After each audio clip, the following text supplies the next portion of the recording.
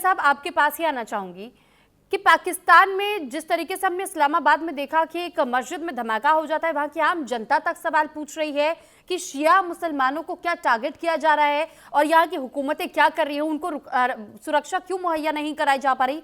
वहीं दूसरी तरफ हम सुन रहे हैं तलाल चौधरी और इसके अलावा ख्वाजा आसिफ।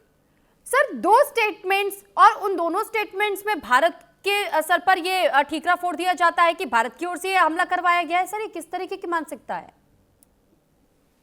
जी मैम, सबसे पहले आपका शुक्रिया कि आपने मुझे इनवाइट किया और जो हमारे पैनलिस्ट हैं उनको भी सलाम। देखें, बहुत ही एक अफसोसनाक वाकया जो कल हुआ और हमारे इस तरह कैपिटल में हुआ, वो पूरी दुनिया के सामने, और उसको जितना भी कंडेम किया जाए वो उतना कम है। स्पेशली हम तो यही कहते हैं, किसी भी मजहब के लोग हों, अगर वो अपनी इबादत गाह में गए हैं, इबादत कर रहे हैं, चाहे वो मुसलमान है, हिंदू है, सिख है, ईसाई है, इस तरह का हमला करना, ये तो कोई कोई इंसान या इंसानियत पे यकीन रखने वाला शख्स ऐसा काम कर नहीं सकता।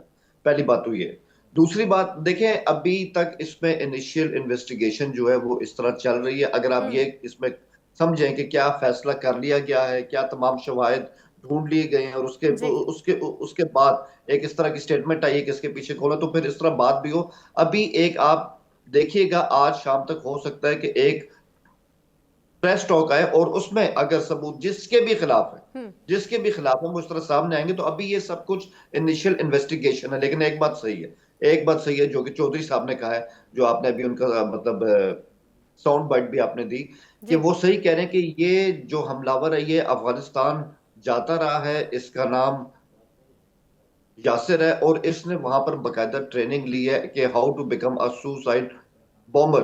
और हमने कल देखा है कि जो कल हुआ है वहां पे, तो हर एंगल से ना अभी इसकी इन्वेस्टिगेशन हो रही है। ऑब्वियसली जो लोग इस टाइम हुकूमत के अंदर होते हैं, उनके पास सेंट्रल होते हैं, उनके पास ऐसे सोर्सेज होते हैं जो शायद आपके और मेरे पास नहीं होते।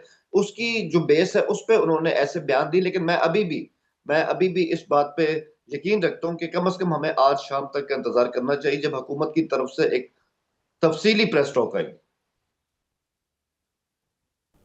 ठीक है, लेकिन सर एक स्टैंड आपका भी मैं ज़रूर जानना चाहूँगी कि सर इस पर आपको क्या लगता है, क्योंकि अभी तक ऐसे कोई भी टेरर ग्रुप्स नहीं है जिनकी ओर से खुलकर के जिम्मेदारी ली गई है।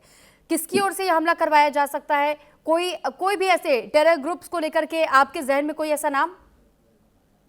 देखिए, मैं आपके साथ बड़ी इंपॉर्टेंट बात एक शेयर करने जा रहा हूँ कि सबसे पहले तो मैं बिल्कुल आपको एक ना शॉर्टली बताऊंगा कि ऐसा हुआ क्यों है। जी। क्योंकि इस टाइम हमारा मुल्क एक तरह की टेक ऑफ किस्म की पोजीशन पर है। ईरान के साथ हमारे ताल्लुकात अच्छे हो रहे हैं, और शिया को इस तरह से टारगेट करना